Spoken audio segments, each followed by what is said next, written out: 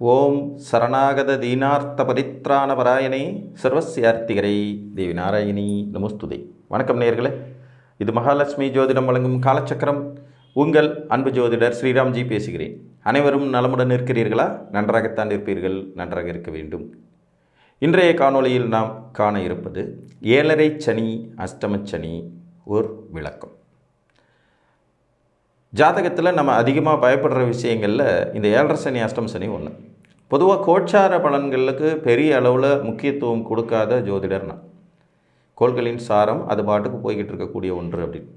ஆனால் அதே நேரத்தில் இந்த 7.5 சனி அஷ்டம சனி என்ன அப்படிங்கிறத நீங்கள் தெரிஞ்சுக்கிட்டிங்கன்னா பெரிய அளவில் இதை கொண்டு நீங்கள் பயப்பட அவசியம் இருக்காது அப்படிங்கிறதுக்காக தான் இந்த விளக்கமே. சனி பகவான் 2.5 ஆண்டுகளுக்கு ஒரு முறை ஒரு ராசி மண்டலத்தை கடப்பார். ஒவ்வொரு ராசியை மாறிக்கிட்டே இருப்பார். நீங்கள் ஏதோ ஒரு ராசியில் பிறந்திருப்பீங்க. அந்த ராசிக்கு 12ஆம் இடத்தில் சனி கோச்சார ரீதியாக வரும்போது உங்களுக்கு 7.5 சனி ஸ்டார்ட் ஆகும். ராசிக்கு 12ஆம் இடத்தில் சனி வரும்போது, இப்போ உதாரணமாக இப்போ மீன ராசிக்கு 7.5 சனி ஸ்டார்ட் ஆகி போயிட்டுருக்கு. 2025 மார்ச் கடைசி ஏப்ரல் ஃபர்ஸ்ட் வீக்கில் சனி பயிற்சி இருக்குது. அப்போ பார்த்திங்கன்னா மேச ராசிக்கு 7.5 சனியினுடைய ஸ்டார்டிங் பீரியட் வரும். இது நமது ராசிக்கு 12ஆம் இடத்தில் இருக்கும்போதும் நம் ஜென்ம ராசியில் இருக்கும்போதும் அதற்கு அடுத்ததாக நமது ராசிக்கு 2ஆம் இடத்தில் இருக்கும்போதுமா சேர்த்து மொத்தம் 2.5 ஆண்டுகள் சேர்த்து 7.5 ஆண்டுகள் தான் 7.5 சனி. இப்போ கும்பராசிக்கு நடந்துகிட்ருக்கு, மீன ராசிக்கு நடந்துகிட்ருக்கு, மகர ராசிக்கு நடந்துகிட்ருக்கு. இதில் மகர ராசிக்காரர்களுக்கு 2ஆம் இடத்தில் வாக்கு சனியாகவும், கும்பராசிக்காரர்களுக்கு ஜென்ம சனியாகவும், மீன ராசிக்காரங்களுக்கு விரய சனியாகவும் இருக்கும். அடுத்த சனி பயிற்சியில் பார்த்தீங்கன்னா மகர ராசியை முழுசாக விட்டுடுவார். மீன ராசிக்கு ஜென்ம சனியாகவும், மேசராசிக்கு விரய சனியாகவும், கும்பராசிக்கு பாத சனின்னு சொல்லக்கூடிய வாக்கு சனியாகவும் வருவார். இது அந்த 3 ராசிகளுக்கும் சேர்த்து மொத்தம் 7.5 சனி அப்படிங்கிற அமைப்பு. 7.5 சனி ஒரு மனிதனுடைய பூரண ஆயுள் காலத்தில் 3 முறை அல்லது 4 முறை வரும். 3 முறை வரலாம், 4 முறை வரலாம். இளமை பருவத்திலே வரக்கூடியதை மங்கு சனின்னு சொல்லுவாங்க. இது மேக்ஸிமம் பார்த்திங்கன்னா ஒரு 25 வயசுக்குள்ளே வந்துடும். இளமை பருவத்தில் வர்றது மங்கு சனி. இது உடல் நலிவு, படிப்பில் தடைகள், குடும்பத்தில் பிரச்சனை, இந்த மாதிரியானது தருங்கிறது பொதுவான கருத்து தான். அக்யூரிசம் கிடையாது. 7.5 சனி நடக்கிற எத்தனையோ பேர் வாழ்க்கையில் தடை தாமதங்கள்லாம் இல்லாமல் தாண்டி முன்னேறி போய்கிட்டே இருப்பாங்க. 7.5 சனி நடந்துட்டு இருக்கிற காலத்திலே படித்து டாக்டர் ஆனவங்க, ஐஏஎஸ் ஆனவங்க, ஐபிஎஸ் ஆனவங்களாம் உண்டு. அதனால் 7.5 சனி வந்தால் உடனே படிப்புக்கு எடுத்துருங்கிறது இந்த பொது பலன்களை எடுத்துக்கக்கூடாது.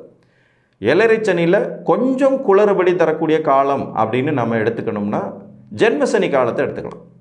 உங்கள் ராசி மேலேயே சனி பகவான் ட்ராவல் பண்ணிகிட்டு இருக்கிற அந்த காலகட்டத்தில் சில தவறான முடிவுகள் எடுக்கிறது, திடீர் உடல் நலிவுகள் ஏற்படுறது, மனதில் ஒரு விதமான குழப்பமும் மயக்கமும் தயக்கமும் தடை தாமதங்களும் இருப்பதுங்கிறது மாதிரி இருக்கலாம். இதுதான் அதிகபட்சம் நம்ம உணர முடியும். அப்போ கூட நல்ல தசாபுத்திகள் ஜாதகத்தில் நடந்துகிட்டு இருந்துச்சுன்னா இந்த ஃபீலிங் கூட வராது. ஒருவேளை மோசமான தசாபுத்திகள் நமக்கு நடப்பில் இருந்தது, 6ஆம் அதிபதி தசை, 8ஆம் அதிபதி புத்தி, 8ஆம் அதிபதி தசை, 6ஆம் அதிபதி புத்தி, இல்லை லக்னத்துக்கு அசுபர்கள் திசை நடத்திட்டு இருக்கிற காலமாக இருந்தால் தான் இந்த 7.5 சனியினுடைய தாக்கம்லாம் நம்மளால் ஃபீல் பண்ணுற அளவுக்கு இருக்கும். புரியுதுங்களா? 2வது ரவுண்டு 7.5 சனியில் 2வது ரவுண்டாக வர்றதுங்கிறது பார்த்திங்கன்னா பொங்கு சனி அப்படின்னு சொல்லுவாங்க. பொங்கு சனி வரும்போது வாழ்க்கையில் ஒரு விதமான முன்னேற்றங்கள் ஆரம்பமாகும். உங்களுடைய ஹார்ட் ஒர்க்குக்கு பலன்கள் கிடைக்கும். அப்படிங்கிறதுனால இதை நம்ம நெகட்டிவாகவே எடுத்துக்க முடியாது. இது மோஸ்ட்லி பார்த்திங்கன்னா 25 வயசுக்கு மேலே உங்களுக்கு 55 வயசுக்கு உட்பட்டு வரும். இது பொங்கு சனி அப்படிங்கிறது மாதிரி நடைமுறைக்கு வரும். இது 2வது சுற்று. அதுக்கப்புறம் கங்கு சனின்னு ஒன்று சொல்லுவாங்க. அது 55 வயசுலேருந்து 75-80 வயசு வரைக்குமான காலகட்டம்னு. மோஸ்ட்லி இன்றைக்கி இருக்கிற ஒரு சராசரி ஆயுள் பலம் அப்படிங்கிறது 75 to 80ங்கிறதுனால இதை நம்ம மரண சனி அப்படிங்கிறதும் கூட மாதிரி எடுத்துக்கலாம். 3வது ரவுண்டில் சனி வர்றதுன்னு. சரி, இது 3வது ரவுண்டு சனி வந்தாலே எல்லாருக்கும் மரணம் ஏற்பட்டுருமானா அப்படிலாம் இல்லை. அவங்களுடைய ஆயுள் பலத்தின் தன்மையை பொறுத்து தான் அது முடிவாகும். அவங்க லக்னத்துக்கு தனிப்பட்ட முறையில் அட்டமாதிபதி எப்படி இருக்கார், துணை ஆயுள் ஸ்தானாதிபதி எப்படி இருக்கார், என்ன தசைகள் நடக்குது, மாரகத்திற்கு ஒப்பான தசைகள் நடப்புக்கு வருதாங்கிற இத்தனை கால்குலேஷன் தான் அந்த உண்மையான பலனை தரும். அதனால் உடனே 3வது ரவுண்டு சனி வந்தாலே மரண சனின்னு முடிவு பண்ண முடியாது. சிலருக்கெல்லாம் பார்த்திங்கன்னா பிறக்கும் போதே 7.5 சனியில் பிறப்பாங்க. பிறந்ததுலேருந்து ஒரு 7 வருஷத்துக்குள்ளே 7.5 சனி ஃபஸ்ட் ரவுண்டு முடிஞ்சு போயிடும். அடுத்தது பார்த்திங்கன்னா ஒரு 25 வயசில் 2வது ரவுண்டு ஆரம்பிக்கும். 3வது ரவுண்டு பார்த்திங்கன்னா 55 வயசில் வந்துடும். 4வது ரவுண்டு வரைக்கும் தாங்குவாங்க. 4வது ரவுண்டு வரைக்கும் தாங்கிறதுங்கிறதும் சில அபூர்வமான ஜாதகங்களில் இருக்க தான் செய்யும். ஸோ 7.5 சனிங்கிறது உங்கள் ராசிக்கு பின்னாடி ராசி, உங்கள் ராசி உங்களுக்கு அடுத்த ராசியில் இருக்கிறது தான். இதில் ஜென்மசனி காலம் சற்று சிரமமாக இருக்கும் அப்படிங்களா, இது கூட 10லேருந்து 20%. இதுதான் 7.5 சனிக்கான கோச்சாரம். அடுத்து அஷ்டம சனிங்கிறது உங்கள் ராசிக்கு 8வது வீட்டில் சனி பகவான் ட்ராவல் பண்ணுறது. இப்போ கடக ராசிக்கு ட்ராவல் பண்ணிகிட்ருக்கார், ஏன்னா கும்பத்தில் சனி இருக்கார். ஸோ கடகத்துக்கு 8வது வீட்டில் இருக்கார். இப்போ கடக ராசிக்காரங்களுக்கெல்லாம் அஷ்டம சனி அப்படின்னு கணக்கில் எடுத்துக்கலாம். வர மார்ச் மாதத்துக்கு பிறகு பார்த்திங்கன்னா சிம்மராசிக்கு அஷ்டம சனி ஸ்டார்ட் ஆகும். சிம்மராசிக்கு 8வது வீடான மீனத்தில் சனி பகவான் போய் உட்காரும்போது சிம்மராசிக்காரங்களுக்கு அஷ்டம சனி ஸ்டார்ட் ஆகும். 7.5 சனிக்கு சொன்ன அதே பலன் தான் இதுவும். இது 2.5 ஆண்டு காலம் இருக்கும், அது 7.5 வருஷம் இருக்கும், இது 2.5 வருஷம் இருக்கும். ஜென்மசனி காலத்தில் ஒரு மனிதன் தவறிழைப்பது, குளறுபடிகளை சந்திப்பது, விபத்து கண்டங்களை சந்திப்பது, அவமானப்படுவது, தொழில் நஷ்டப்படுவது, நோய்வாய்ப்படுவதுங்கிற பலன் எப்படி இருக்குமோ அதே பலன் கேட்டகரியில் அஷ்டம சனிலையும் இருக்கும். இந்த அஷ்டம சனிக்கு மங்கு அஷ்டம சனி, பொங்கு அஷ்டம சனி, மாரக அஷ்டம சனின்னு தனித்தனியெல்லாம் கிடையாது. அஷ்டம சனினாலே ஒரு மோசம்தான். இங்கே 7.5 வருஷமாக சனி செய்கிறத அவர் 2.5 வருஷத்தில் செய்வாருங்கிறது ஒரு பொது பலன்.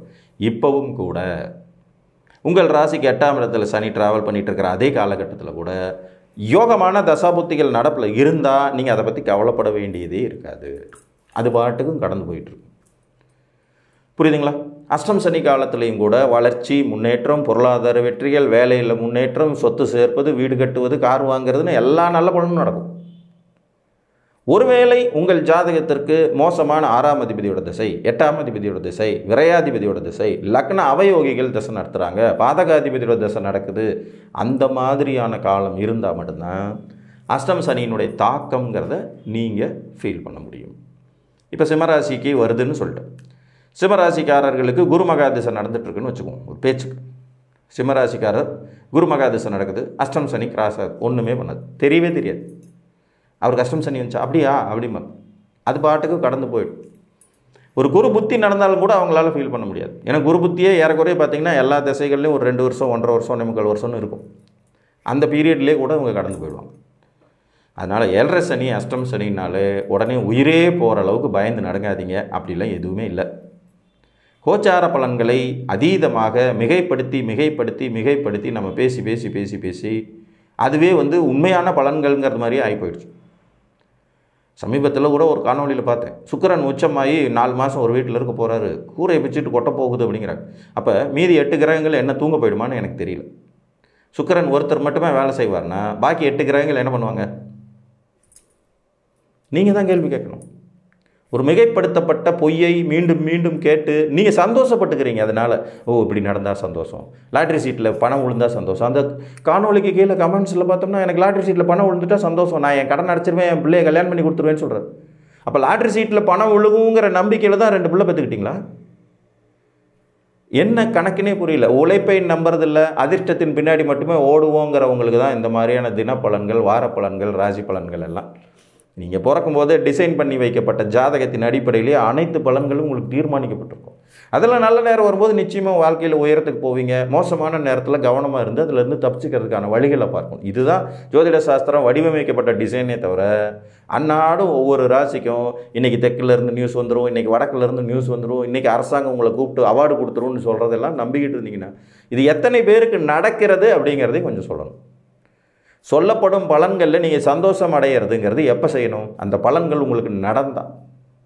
உங்களுக்கு அந்த பலன் முழுமையாக நடந்து முடிஞ்சால், ஆமாம் சார் எனக்கு இந்த 2025ஆம் ஆண்டு பிறந்தோடனே கூரையை பிடிச்சிட்டு கொட்டுச்சு, பணம் மேலே பணம் வந்துச்சு, அதிர்ஷ்டம் மேலே அதிர்ஷ்டம் வந்துச்சு, வீடு மேலே வீடு கட்டிட்டேன், கல்யாணம் ஆகிடுச்சு, உடனே குழந்தை பிறந்துருச்சு, வேலையில் பதவி உயர்வு கிடச்சிருச்சு, கவர்மெண்ட் வேலை கிடச்சிருச்சு, டாக்டர் சீட் கிடச்சிருச்சு படிக்கிறதுக்குன்னு நடந்தால் நீங்கள் யோசிக்கணும். அப்படி நடக்குதா அப்படிங்கிறத போய் பாருங்கள். அப்படியெல்லாம் நடந்துருச்சுன்னா எல்லாருமே கோச்சார பலனை மட்டுமே சொல்லிட்டு போயிடலாமே. ஜாதகம் தனிப்பட்ட முறையில் பார்க்க வேண்டியதே இல்லையே. மகர ராசி அன்பர்களே, உங்களுக்கு 7.5 சனி முழுதாக முடியப் போகிறது. இனிமேல் உங்களுக்கு 3ஆம் இடத்துல வெற்றி ஸ்தானத்தில் உட்காந்துட்டு இருக்கிற சனி பிச்சு எடுக்க போகிறாருன்னு சொல்லிட்டு போயிடலாமே. அது இல்லைங்கிறதான நிதர்சனமான உண்மை. அந்த நிதர்சனமான உண்மைகளை நீங்கள் புரிந்து கொள்ள வேண்டும். கோச்சார பலன்களுக்கு ஒரு பலன் இருக்குது, நான் சுத்தமாக அது வேணான்னு சொல்லலை. ஒரு விருந்தில் பரிமாறப்படும் ஊறுகாய் மாதிரி அது, ஒரு மூலையில் இலையில் வைக்கிற உப்பு மாதிரி. அதையே முழு சாப்பாட்டிலையும் எடுத்து போட்டுக்கிட்டு திங்க முடியாது. ஆனால் அது ஒரு அளவுக்கு உபயோகப்படுத்தலாம். ஆனால் அந்த அளவுக்கு உபயோகப்படுத்துகிற விஷயத்தை அளவுக்கு மீறி உபயோகப்படுத்த ஆரம்பிக்கும் போது ஜோதிடத்தின் மேல் இருக்கக்கூடிய நம்பகத்தன்மை கேள்விக்குறியாகும். இப்படி நடந்ததுன்னு சொன்னாங்க, அப்படி நடக்கும்னு சொன்னாங்க, ஆனால் ஒன்றுமே நடக்கலை. இந்த இது வந்தாலே போயிடும், இந்த குரு பயிற்சி வந்தாலே கூரை பிச்சுட்டு கொட்டும், சனி பயிற்சியிலே நான் சக்கரவர்த்தி ஆகிடுவேன், புத்தாண்டு பிறந்த உடனே புத்தாண்டுங்கிறதுல 2025 நியூ இயருக்கும் நமக்கும் என்ன சம்பந்தம்? ஜோதிட சாஸ்திரத்தின் அடிப்படையில் பார்த்திங்கன்னா சித்திரை மாதம் சூரியன் மேசத்துக்கு வருவார், அது ஒரு ரவுண்டு வளர்ச்சி அப்படிங்கிற மாதிரியாவது கணக்கெடுக்கலாம். உலகம் பூரா ஒரு விஷயத்தை செய்கிறாங்கங்கிறதுக்காக அது நம்ம சாஸ்திரத்துக்கு பொருந்துமாங்கிறத கூட யோசித்து பார்ப்பதே இல்லை. ஆனால் எல்லாரும் ஃபாலோ பண்ணுறாங்களே, நம்மளும் ஃபாலோ பண்ணிக்கணும். புது வருஷத்தில் ரெவல்யூஷன் எடுக்கிறோங்கிறது மாதிரி ஆகிடுது. ஸோ கோச்சார பலனை எப்போதும் அளவுக்கு மீறி தலையில் தூக்கி வைத்து கொண்டு பலன்களை எதிர்பார்க்காதீர்கள் என்று கூறி, இதுவே 7.5 சனி அஷ்டம சனிக்கான சூட்சுமமான விஷயங்களும் கூறி, மீண்டும் ஒரு காணொலியில் உங்களை சந்திக்கும் வரை உங்களிடமிருந்து அன்புடன் விடைபெற்றுக் கொள்வது உங்கள் அன்பு ஜோதிடர் ஸ்ரீராம்ஜி. நன்றி, வணக்கம்.